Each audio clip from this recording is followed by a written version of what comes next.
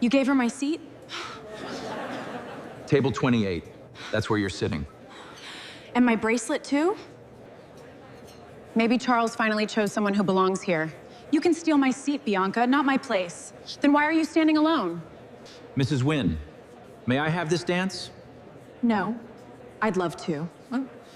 Then let them watch. Welcome to her new peak. Subscribe for stories of growth, resilience, and new beginnings. Chapter 1.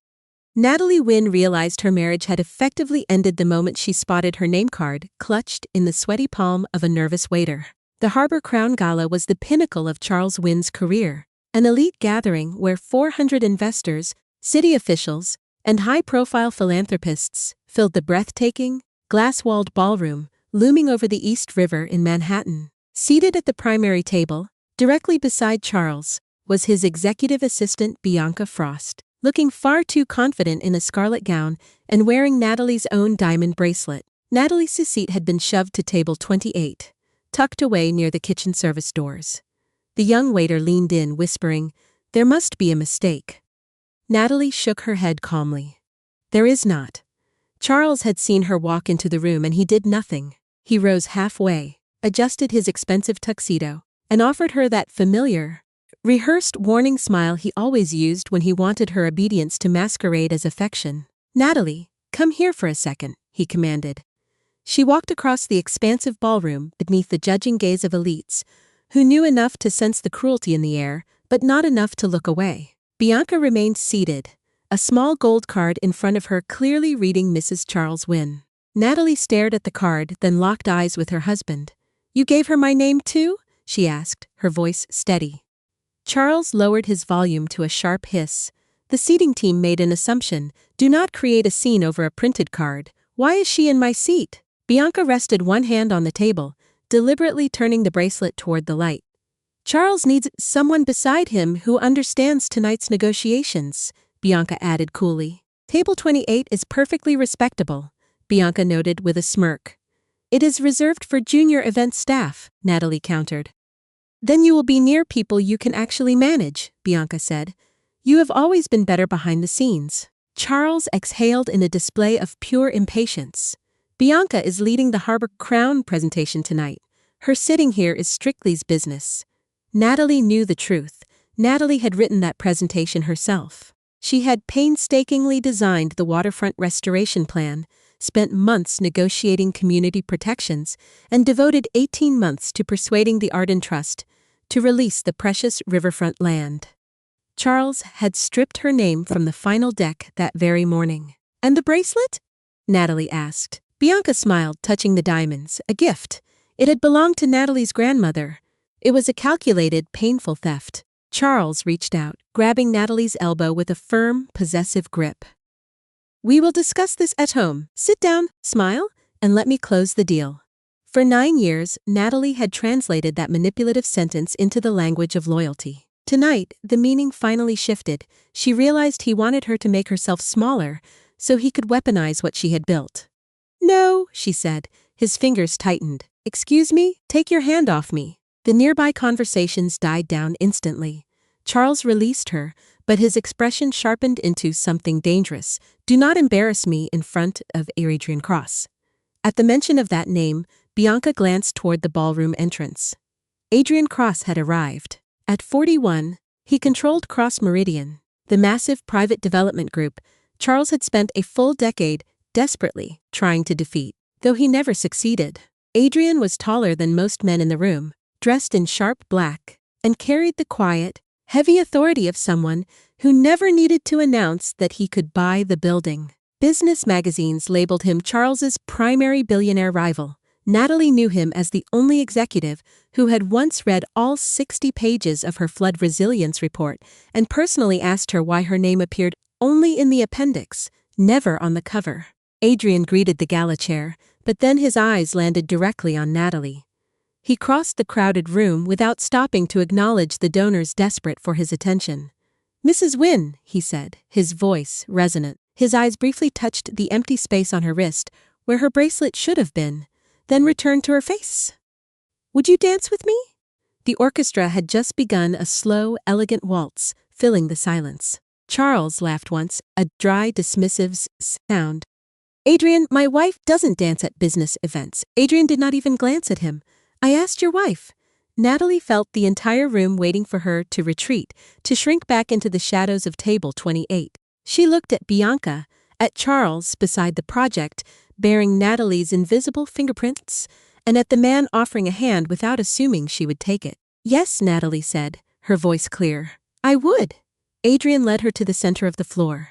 He kept a respectful, protective distance as they moved beneath the shimmering chandeliers. Do you want to leave? He asked. Not yet, she replied. Do you want me to make Charles uncomfortable? Despite the crushing weight of everything, she almost smiled. You already have, she admitted. That was effortless, Adrian said. I am asking what you need. Natalie studied him, looking for the catch. Why did you ask me? Because you were standing alone while someone else occupied a place you earned, he said simply. His hand remained steady at her back. And because I have wanted to dance with you for 3 years, but respected the fact that you were married. The sheer honesty caught her completely off guard, rendering her silent for a moment. This is a dangerous time to tell me that, she whispered. Then hear only the first reason tonight, he countered. Across the floor, Charles watched with escalating fury. Bianca leaned close to whisper something into his ear, but he barely heard her, his attention entirely fixed on the woman he thought he had successfully silenced. When the music ended, Adrian released Natalie immediately. The gala chair asked me to announce the Harbor Crown finalist, he said. Before I do, you should know Charles submitted your plan under his name, he said quietly. I know, Natalie replied. Did you authorize it? No. Adrian's expression hardened into granite. Then tonight is about to become more complicated than a chair, he warned. Natalie looked toward the stage, feeling a strange sense of liberation. Good, she said. I am finished making things simple for him. Chapter 2. The gala chair tapped the microphone 10 minutes later. Charles returned to the center table with Bianca on his arm, looking triumphant. He had recovered his polished public smile, but a muscle in his jaw throbbed whenever he glanced at Natalie. She stood firmly beside the dance floor, rather than accepting the demeaning chair at table 28. Tonight, the chair announced, the Harbor Commission will name the development team selected for final negotiations on the Crown Pier restoration. Applause rippled through the room. The large screen behind the stage displayed Charles's company, Wynn Urban, beside Cross Meridian. Both had submitted plans for the massive 40-acre riverfront site. What most guests did not know was that the Arden Trust owned 26 of those acres. Natalie had inherited control after her father died, though she allowed an independent board to manage negotiations to prevent any hint of favoritism. Charles knew the trust owned the land. He did not know Natalie had become its voting chair 6 months earlier. He had never bothered to ask why she attended Thursday morning meetings. Adrian stepped onto the stage. The commission has completed its technical review, he stated. Before a finalist can be named, however, an authorship issue must be resolved. Charles's smile vanished instantly. The screen changed, showing 2 design files side by side. One bore Wynn Urban's logo and listed Charles and Bianca as principal authors. The other was an earlier encrypted submission registered to Natalie Arden Wynn. Murmurs of confusion and scandal spread through the room. Adrian continued. The structural plan, community covenants, and flood model in Wynn Urban's proposals match a design registered by Mrs. Wynn 14 months earlier. The commission received no assignment transferring her rights. Charles stood up, his face reddening. This is an internal attribution matter. My wife developed the plan as an employee of Wynn Urban. Natalie walked slowly toward the stage. I have never been your employee, she declared. He stared at her, stunned. You worked from our office. I advised your company without salary because we were married. The design was created through Arden Civic Studio before Wynn Urban ever received it, she stated. Bianca rose, interjecting, Natalie emailed us the files. That is authorization. Authorization to evaluate them, not remove my name and submit them as yours, Natalie snapped back. The gala chair looked deeply uncomfortable. Mrs. Wynn, are you formally disputing Wynn Urban's right to the proposal? Natalie could feel Charles trying to command her with his eyes. Yes. One word changed the entire room's atmosphere. The commission suspended Wynn Urban's candidacies, pending an urgent intellectual property review. Cross Meridian remained eligible, but Adrian requested that no winner be announced until Natalie's ownership claim was independently examined. Charles found the stage stairs frantic. "What have you done?" "Corrected the record," she replied. "We could lose a $2 billion project." "You should have considered that before stealing its design," Natalie said coldly. Bianca joined them, still wearing Natalie's bracelet. "You are angry about the seat and using the project to punish him." Natalie held out her hand. "Return my bracelet. Charles gave it to me. It is listed in my grandmother's estate inventory," Natalie stated. "He had no authority to give it away." Bianca looked at Charles. "You said it was yours!" "It is a bracelet," he snapped, his facade crumbling. "We have larger problems." "For you," Natalie said. "For me, theft remains a problem at every price." A security officer approached after Adrian quietly signaled the gala director. Bianca unclasped the bracelet with a trembling hand and dropped it into Natalie's palm. "Enjoy your little victory," she whispered. "Charles still comes home with me." Natalie closed her fingers around the diamonds. "Then perhaps you should ask where home will be." Charles went still, sensing the shift. That morning, Natalie had discovered a draft divorce petition on their shared printer. It requests exclusive occupancy of the penthouse and control of several Arden trust accounts she had built, all falsely described as marital assets. She had already called an attorney. "What does that mean?" Bianca asked, suddenly unsure. "The penthouse belongs to the Arden Residential Trust," Natalie said. "Charles has a marital right to live there. His guest does not." Bianca's confidence finally cracked. Charles pulled Natalie aside. "We need to speak privately. My attorney will contact yours tomorrow." "Attorney? I saw the divorce petition you planned to file after the project was awarded," Natalie said. He did not deny it. "Natalie, this marriage has been over for years. Bianca understands my ambition. She supports me publicly instead of hiding behind paperwork. She sits in my chair and wears my jewelry. I wrote the plan that could save your company." "Which part of your ambition did she support?" Natalie asked. His face flushed a deep, ugly red. "You always need credit." "No, I needed a husband who did not erase me. Credit is simply easier to recover," she replied. She removed her wedding ring and placed it in his palm. "You wanted the divorce after winning Harbor Crown," she said. "You can have it without the project." Natalie walked out of the gala alone, the cool night air biting through her gown. Adrian stood nearby, his poise unshaken, offering her his personal driver, his security detail, and a quiet suite at the Cross Hotel. She turned down every offer with a polite but firm resolve. Adrian didn't push. He simply nodded, accepted her refusal, and handed her his general counsel's direct number. "The commission records are preserved," he said, his voice steady. "Your attorney may request them through official channels," he continued. "You could win this project if Win Urban is disqualified." She hesitated, looking at him. "Helping me benefits you," she noted. "Potentially," he admitted. "That is why every record will go through the commission, not through me."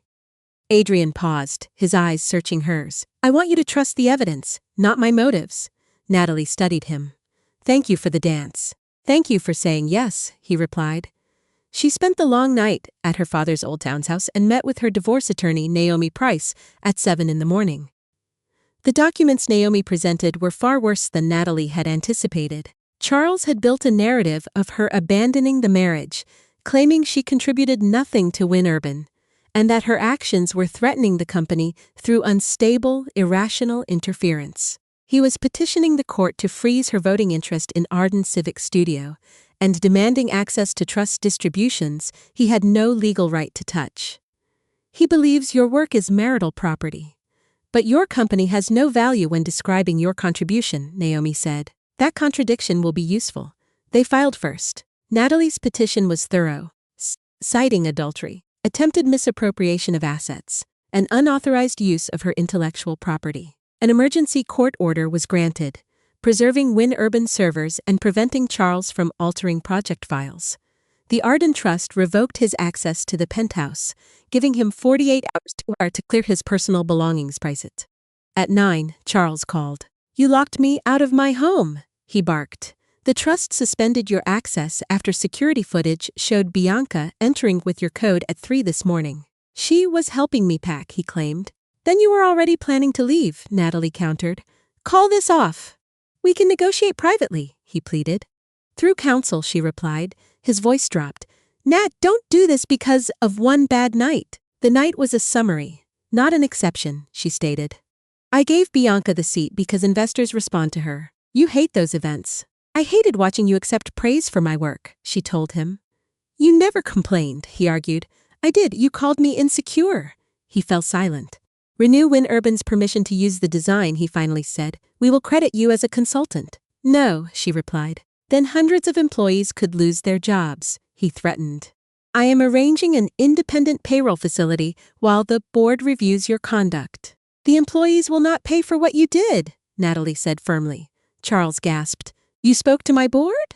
3 directors called me after the gala. Apparently, they know who has been fixing your projects, she said, ending the call. By noon, as Urban's board scheduled an emergency meeting for 2, Bianca posted a photo from a hotel bed wearing Charles's shirt. Her caption claimed that a seat is earned by the woman a man chooses. The post went viral, placed directly beside footage of Adrian asking Natalie to dance. Commentators latched onto the idea of a romantic triangle. Gossip accounts painted Natalie as a discarded wife who had immediately attached herself to a richer man. Adrian's communications director offered to issue a statement. Natalie refused the offer. Instead, she released the Gala Commission's official authorship notice, the design registration, and one sentence. My marriage is private. The theft of my work is documented. Architects who had worked with Natalie began posting old emails, drawings, and meeting photographs. Community leaders spoke out, describing her role in the negotiations. A retired engineer shared a video of Natalie presenting the flood model while Charles sat in the audience distractedly checking his phone. By evening, the narrative had completely shifted. Adrian sent one message. You did not need rescuing. The record only needed daylight. Natalie read it twice before replying. Natalie, coffee tomorrow? No lawyers. I would like that, she typed. Chapter 4. Adrian chose a quiet cafe with no private rooms and arrived well before Natalie. You could have bought the cafe, she said as she sat down. I considered it, but the paperwork would delay breakfast, he joked. She laughed despite herself. Without the intense gala lights and business rivals watching, Adrian seemed far less intimidating. He asked about her father, the origin of Arden Civic Studio, and why she had hidden her role for so long. Charles said 2 visible leaders confused investors, Natalie explained. He was better on camera. I was better with plans, so we agreed he would represent the company. Somewhere along the way, representation became ownership. And the marriage? Somewhere along the way, compromise became disappearance. Adrian did not tell her she should have left sooner. He did not pretend her love had been foolish. I am sorry he made your generosity expensive, he said. The accuracy of the sentence unsettled her more than sympathy would have. You said you wanted to dance with me for 3 years, she noted. I did. Why? At the Green City Summit, Charles interrupted your presentation and answered a question incorrectly. You corrected him without humiliating him, then spent 20 minutes helping a student understand the model. I admired your mind and your kindness. You remembered that? I remember most things that matter, he replied. He looked at her directly. I also know admiration is not permission. You are ending a marriage. I can be a friend, a business counterpart, or simply the man who shared one dance with you. You choose. Natalie felt something ease inside her. Charles had turned every kindness into an invoice. Adrian offered care without demanding an answer. A friend, she said. For now, he agreed. The Win Urban Board meeting began that afternoon. Charles arrived with Bianca, introducing her as Chief Strategy Officer, though the board had never approved the promotion. Natalie attended with Naomi and an intellectual property examiner. Charles opened by accusing Natalie and Adrian of coordinating a hostile attack. Cross Meridian wants Harbor Crown, he said. My wife wants revenge. Together, they manufactured an authorship dispute. The examiner projected metadata from the design files. Natalie's originals predated the Win Urban submission by 14 months.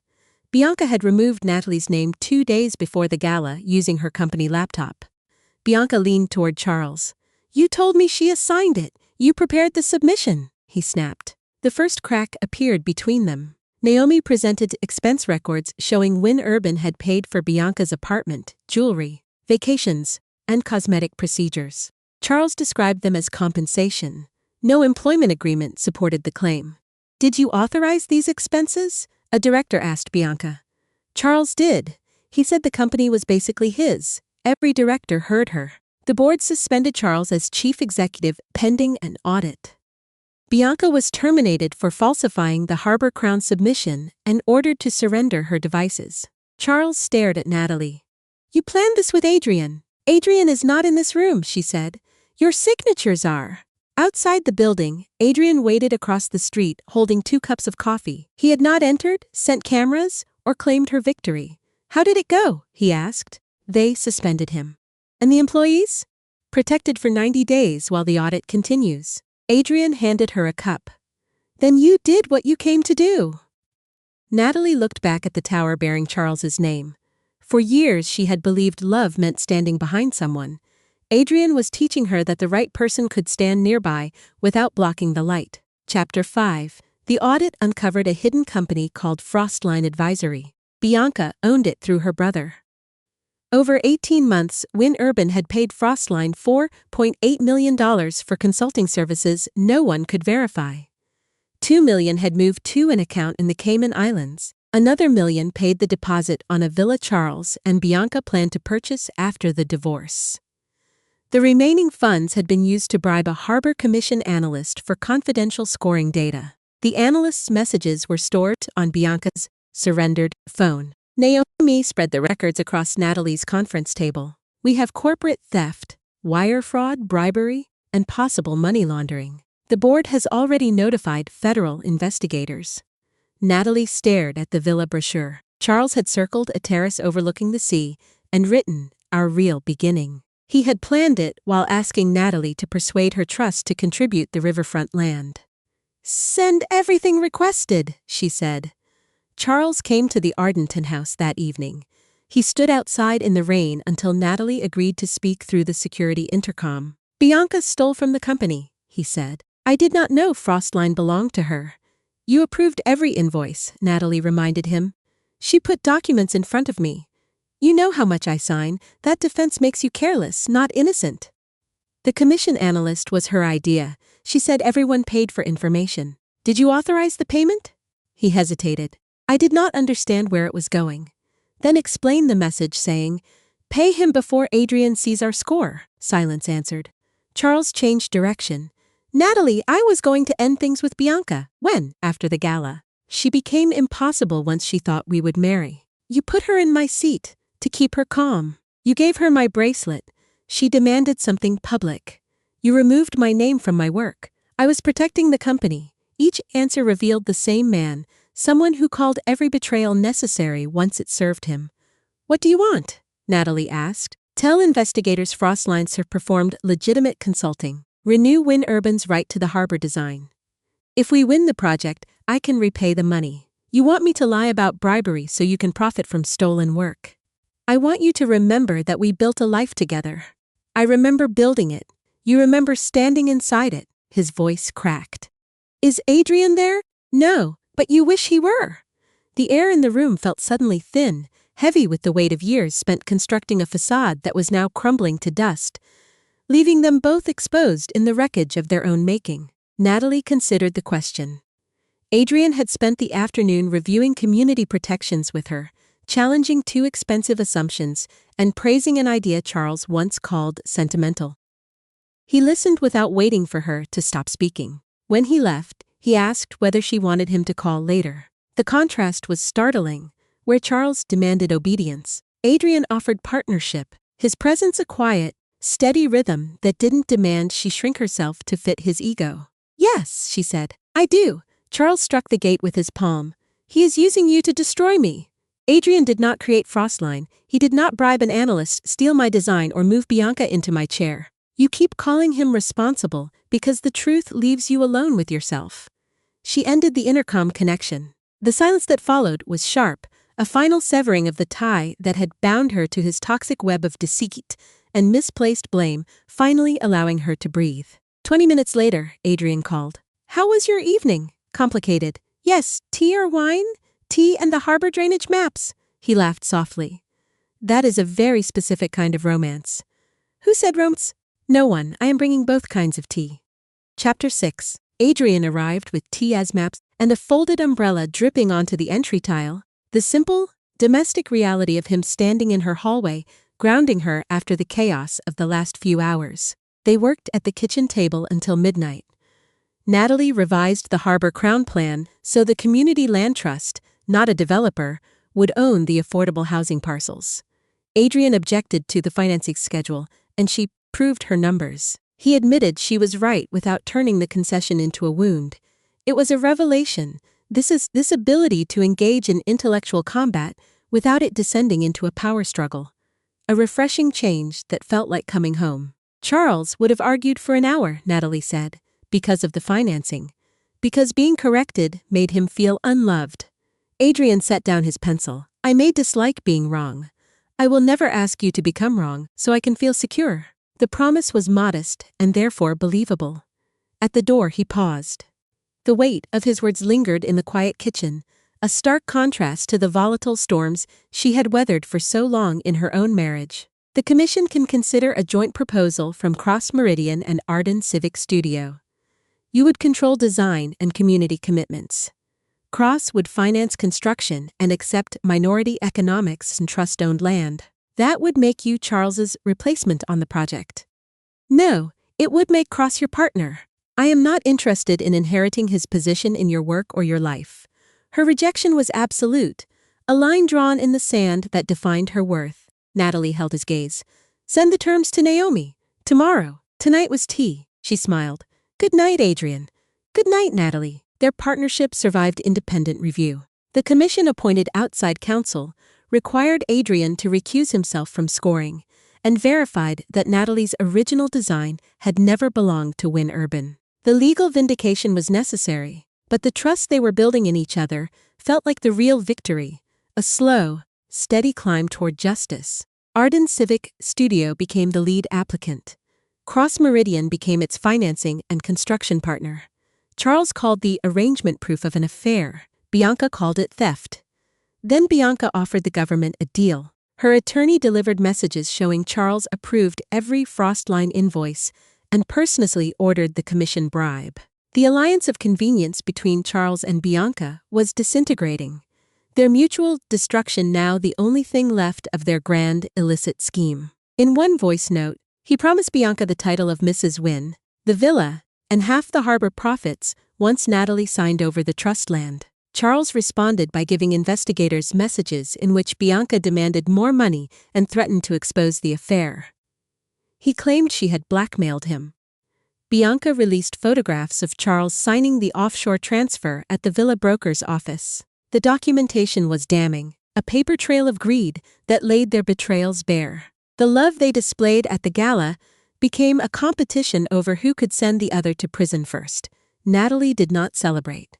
She focused on the employees and neighborhoods their fraud had endangered. Arden Civic Studio hired 47 Wynn Urban staff members laid off during restructuring. She refused to take Charles's executive suite. She wanted no part of his legacy, choosing instead to build something grounded in integrity and actual, tangible service to the public. Why? Adrian asked as they toured the empty office. It was designed to make one person look important. I want project rooms. They removed the dark walls and created an open planning floor with separate quiet offices for focused work. Natalie put the names of architects, engineers, and community advisors on every proposal. The physical space was changing to reflect a new philosophy, one where transparency and collaborative effort replaced the hoarding of power and prestige. One Friday evening after the team left, Adrian found her pinning junior designer sketches to a review wall. Dinner? He asked. Is this business? No, I have wanted to ask for weeks, but your divorce hearing was pending, and I did not want patience to become pressure. Natalie turned toward him. I asked you for coffee first. The air felt charged, a quiet admission of the feelings they had both been carefully navigating while the rest of their world fell apart. You did. I have replayed that triumph privately. She laughed. Dinner. No harbor maps. That condition seems unnecessarily harsh. They ate at a small Italian restaurant where no one cared about development rankings. Adrian told her about losing his older sister to an unsafe apartment fire when he was 20. The vulnerability was raw, a window into the core of the man, explaining the drive and empathy that guided his work and his life, making him someone she deeply admired. He had entered redevelopment because he believed buildings revealed what powerful people thought ordinary lives were worth.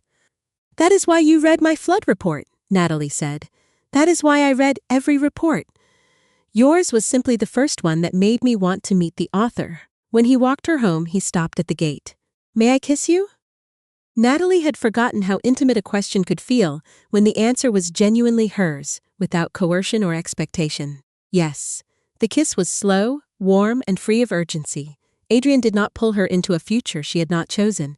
He simply stayed in the moment until she smiled against his mouth. Chapter 7. The Harbor Commission scheduled a public ethics hearing in the same glass ballroom where Charles had given away Natalie's seat. It was a space saturated with memories of her past exploitation, now set to be the stage for her final professional reclamation and personal liberation. The choice was practical. The commission expected hundreds of residents, reporters, and investors. To Natalie, it felt like a question. Would she enter the room as the woman who had been displaced, or as the woman whose work now determined what happened there? She entered alone. Adrian was already at the cross-meridian table. Her solo entry was deliberate, a statement that she belonged here on her own merit, not as an appendage to any man's career or design. He stood when he saw her, but did not cross the room or turn her arrival into a performance. Natalie's place card waited at the center of the applicant's table. Natalie Arden, founder and design principal. Adrian's place was beside hers, not above it. Charles arrived with his attorney.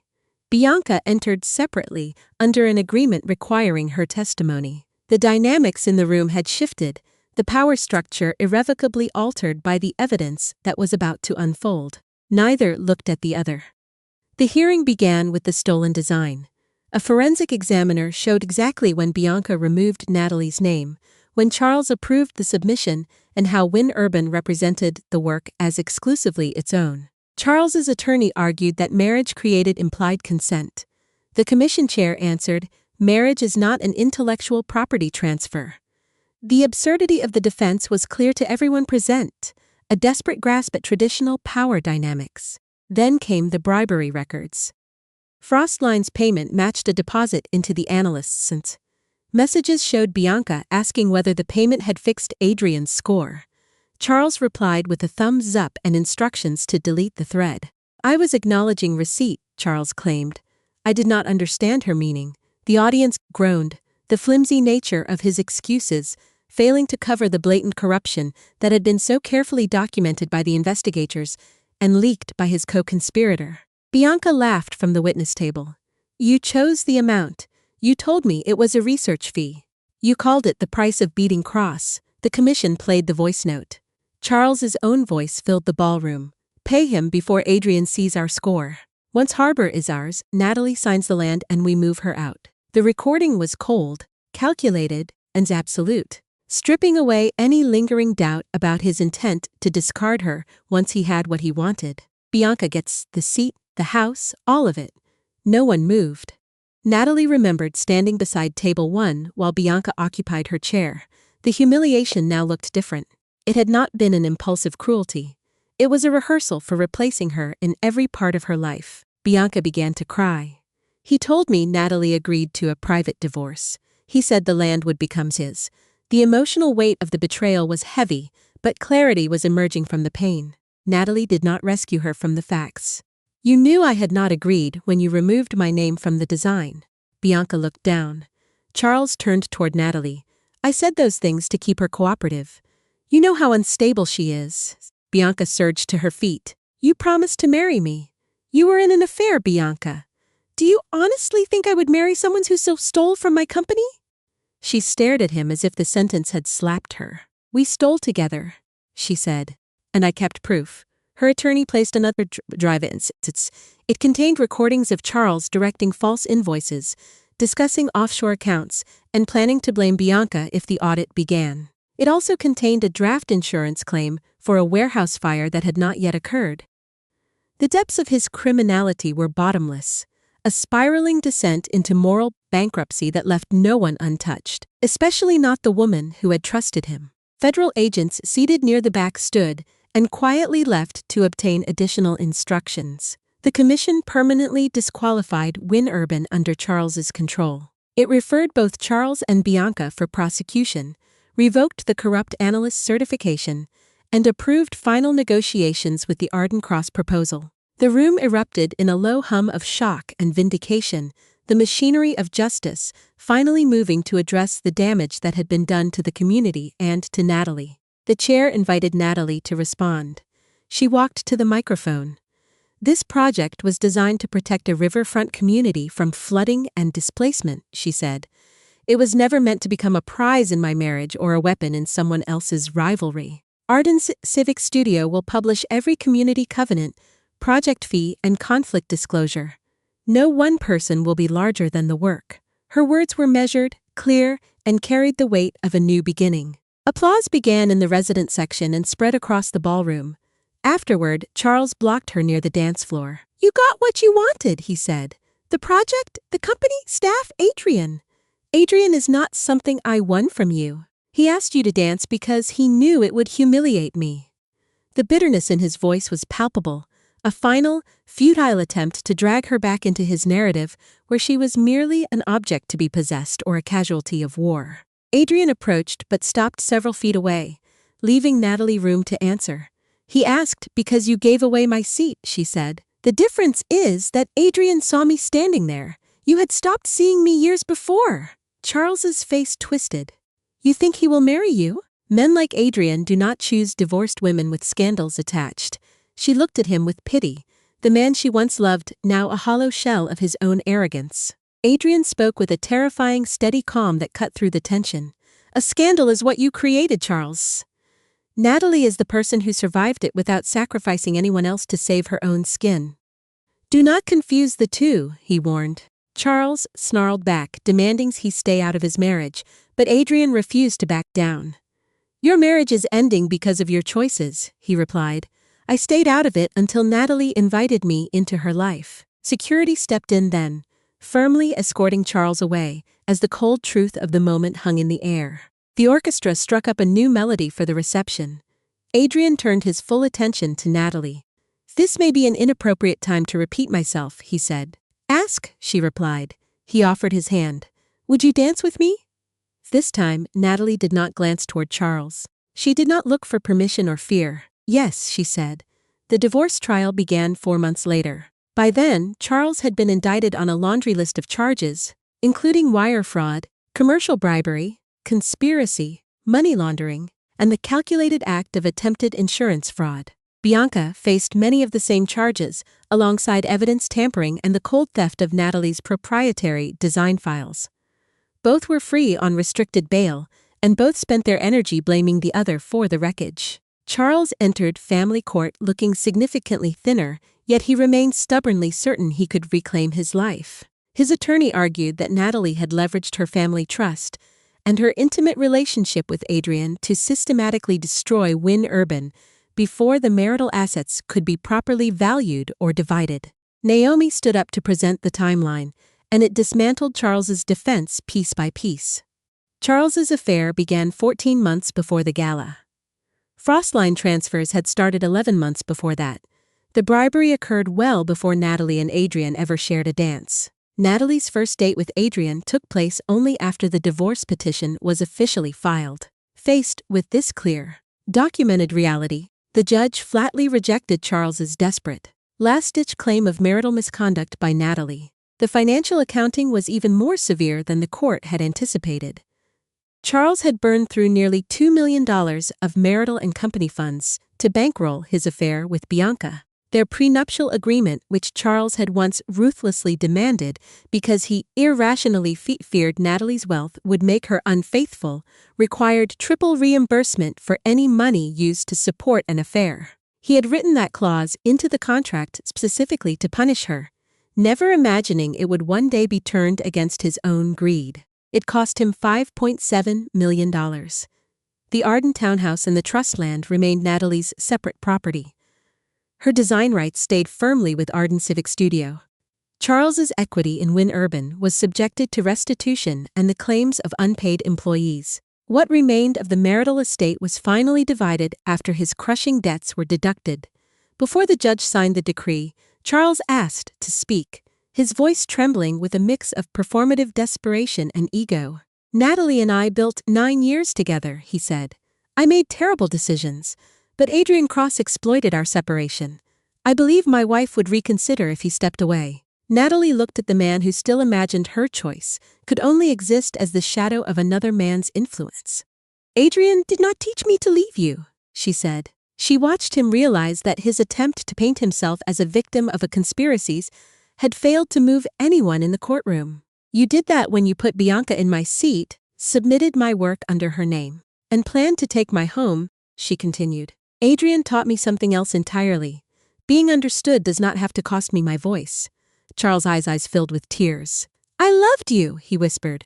You loved what I made possible, Natalie replied. When I asked to be visible inside that life, you replaced me with someone willing to applaud your ego instead of being your partner. I regret it, Charles said. I believe you, she replied. Regret is not restoration. The judge signed the final decree. Outside the courthouse, Adrian waited patiently beside the steps. He had not entered the courtroom because Natalie wanted to close the marriage on her own terms without using him as evidence of a better future. It is done, she told him. Do you want to celebrate, grieve, work, or disappear for a week? All 4 in that order, he said. I can arrange the week, he said. You must choose the work. She kissed him beneath the winter sun. I already chose it. The criminal cases finally ended the following spring. Bianca pleaded guilty and chose to testify against Charles. Her cooperation reduced her sentence, but her altered files, illegal offshore transfers, and blatant attempted evidence destruction still brought her a 4-year term in federal prison and a heavy restitution order that would haunt her for years. Charles went to trial and faced the consequences of his actions. The recordings, invoices, bribes, and the warehouse insurance plan left him almost no room for denial. He was convicted and sentenced to 10 years in federal prison.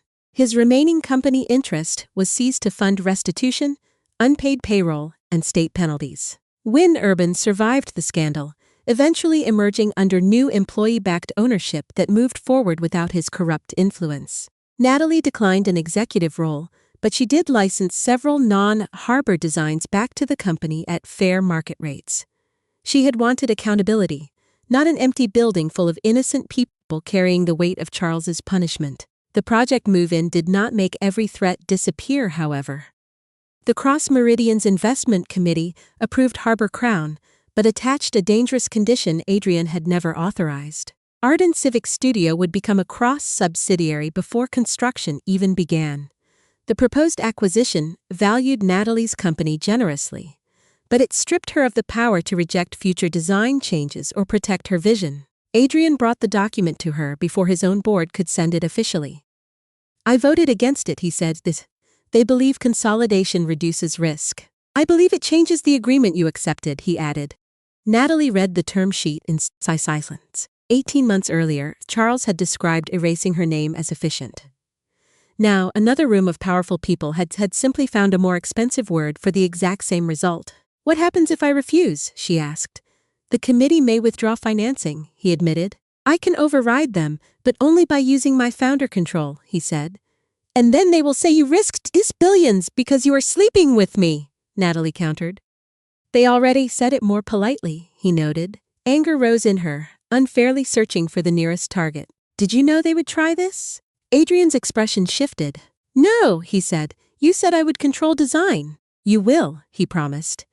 If you override them because you love me, my authority becomes another gift from a man, she said. He was quiet for a moment, absorbing the weight of her words. You are right about how it could look, he said. You are wrong if you think I will ask you to accept the acquisition just to protect me from that appearance. Natalie stood and walked to the window. Part of her expected him to become defensive, to call her suspicious, or to demand gratitude for warning her. Charles had trained her to prepare for punishment whenever she dared to challenge a promise. Adrian remained seated, waiting. What do you propose? He asked. She turned to face him. Open the financing to competing institutional investors, she said. Cross can lead, but it cannot be the only source, she insisted. The community trust should hold approval rights over material design changes. Arden remains independent. That will reduce Cross's return, he noted. Yes, she said. It will also make the project harder for either company to control improperly. He nodded slowly. Draft it, he said. I will support it on the merits and disclose our relationship before the vote, Adrian said. Natalie watched him closely. You are not angry? I am angry at my committee, he said. I am concerned that you expected my affection to become leverage the moment we disagreed. His voice remained gentle. I am not angry that you protected your company. The distinction hurt because it was so painfully honest. I am sorry, she said. I treated you like a danger before you actually acted like one. You recognized a familiar pattern, he said. We can examine it without pretending it came from nowhere. You are allowed to tell me when I hurt you, he added. I just did, Natalie said. She crossed the room and took his hand. Thank you for staying in the conversation. Thank you for giving me something better to bring to the board, he said. The revised structure passed after an independent review demonstrated that shared financing reduced legal and political risk. Cross Meridian kept a profitable construction role. Arden retained ownership and creative authority. Most importantly, the community gained enforceable power over the promises made in its name. Natalie and Adrian celebrated with takeout on her office floor. This is less elegant than our first gala, Adrian said. No one stole my chair, she noted, an undeniable improvement. The moment mattered more to Natalie than the public dances. Adrian had not proved his love by defeating Charles. He proved it by accepting a boundary that cost him money, and by helping build a solution where Natalie did not owe him her independence. A week later, a letter arrived from Charles's detention center. He wrote that he finally understood what he had lost. He described the first apartment they shared, the nights Natalie repaired his presentations, and the morning she convinced an investor not to abandon Wynn Urban. He apologized for the gala and asked her to visit before his trial began. Natalie read the letter once, then she placed it in the legal file and sent no reply. Charles's regret was real, but it was not a key to her future. He missed the woman who had protected him from the consequences of his own choices. Adrian loved the woman who insisted they face difficult truths together. For the first time, Natalie understood the difference without needing anyone else to confirm it for her. Harbor Crown finally broke ground 18 months after that first gala. The ceremony took place in broad daylight on the riverfront with simple folding chairs instead of expensive chandeliers. Local residents sat in the front rows. Engineers, architects, construction workers, and community organizers were honored before any executive was allowed to speak. Natalie stood at the podium beside a model of the restored pier. The project included flood barriers hidden beneath public gardens, affordable apartments owned by a community trust, local retail leases, and a clinic funded through development profits. This began as a plan people tried to claim, she said. It succeeds because hundreds of people chose to share responsibility without erasing one another. Adrian watched from the second row. He had insisted the first row belonged to the residents. After the ceremony, they walked along the unfinished pier. Steel columns rose above the water, and the wind pulled strands of hair loose around Natalie's face. Do you remember Table 28? Adrian asked. Unfortunately, I tried to buy the place card, she laughed. The gala manager stood his ground, shaking his head, because that chair was technically evidence in my bitter divorce proceedings. Natalie just let out a sharp, genuine laugh. Why would you even want a piece of junk like that? I asked, genuinely curious. Because I want to be reminded of exactly where this all began for us, he replied. It began long before that night, I countered. I simply noticed the absolute wreckage of the ending there. Adrian nodded slowly, conceding the point. Then perhaps we should not frame the insult, he said, reaching into his coat and pulling out a small velvet sack. Natalie looked at him, completely confused by the setting. You chose a construction site? The ballroom felt like it belonged to Charles and all of his massive mistakes. This place, however, belongs to your future, he said, his voice steady. He opened the velvet box but did not drop to his knees. It felt right for us. We had already discussed the realities of marriage, our separate names, money, our careers, and even the possibility of children, with the same intense, brutal honesty that we brought to our legal contracts.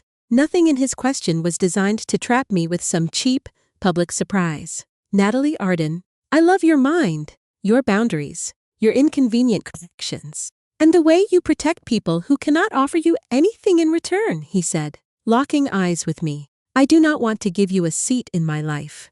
I want us to build the table together. Will you marry me? Tears suddenly blurred the view of the river, making the city lights dance in a way I had never seen before. Yes, I said, my voice barely a whisper, but that whole table line was definitely rehearsed. 3 months of rehearsals, to be exact. Naomi had rejected 2 earlier, less perfect drafts. You actually involved my divorce attorney in this? She is truly terrifying and incredibly efficient, he admitted with a grin.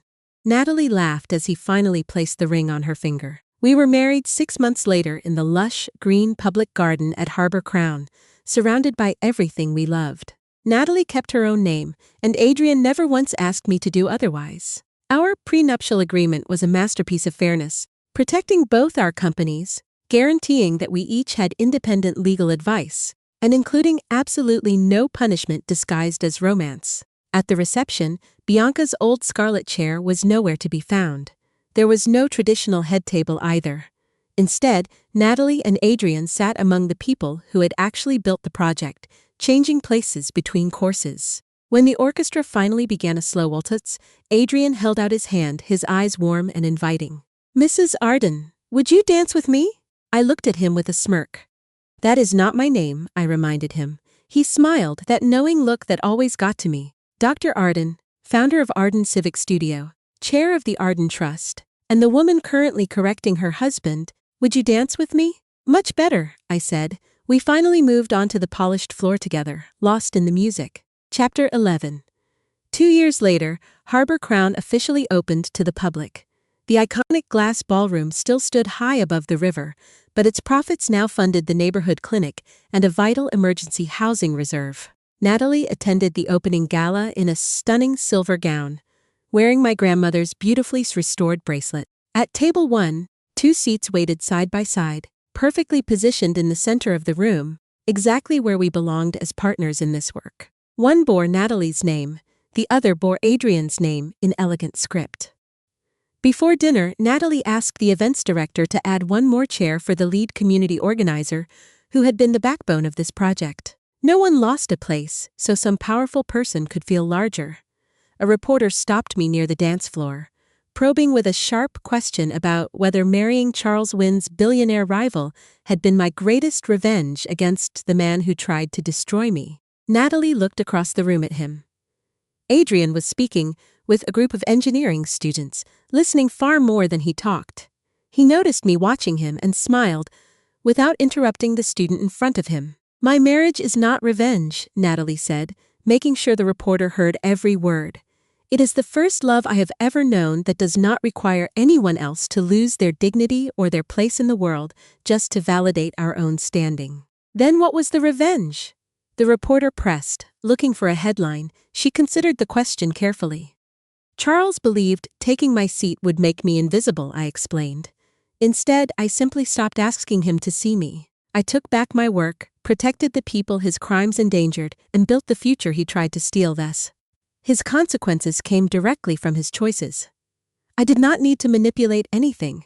The truth was enough to dismantle the life he had built. My happiness came from mine, I concluded. Later that night, Adrian found me standing beside the large windows. You disappeared from table 1, he noted. I was just checking the clinic report, I replied. At your own gala? Scandalous behavior, he teased. It is not my gala, I corrected him. Our gala? He countered. The community's gala, I insisted. There is the inconvenient correction I was promised, he said. The orchestra began the same waltz that had played the night we first met. Adrian offered his hand, just like the first time. Would you dance with me? Natalie placed her hand in his, feeling the strength in his grip. Always ask, I said. Always. We stepped onto the dance floor together. This time, Natalie did not dance beneath the cold eyes of people, waiting to see whether I would finally break. I danced among people who knew exactly what I had built, who respected the journey, and who understood that my position was earned, not granted. Her seat remained at the table, but she no longer measured her worth by where anyone else placed it. She had a name on the project, absolute authority over her work, a future of her own choosing, and a man powerful enough to stand beside her without ever asking her to disappear. Natalie finally understood that humiliation often begins with something small, a stolen seat, missing credit, or a joke everyone expects a woman to tolerate with a smile. Protecting herself meant keeping detailed records, knowing exactly what she owned, preserving financial independence, and refusing to let silence become consent. She also learned that healthy love does not rescue by taking control or making decisions for you. It respects boundaries, welcomes honest disagreement, and leaves each partner free to choose. Her victory was not marrying a richer man or watching betrayers fall into ruin. It was something far more profound. It was reclaiming full authorship of her work, total authority over her future, and the confidence to recognize being valued before merely being needed by someone else. If Natalie's journey reminded you that losing a seat can be the first step toward reclaiming your whole life, subscribe to her new Peak for more stories about quiet strength, hidden power, true love, and the moment betrayal finally meets its consequences in the most unexpected and rewarding ways.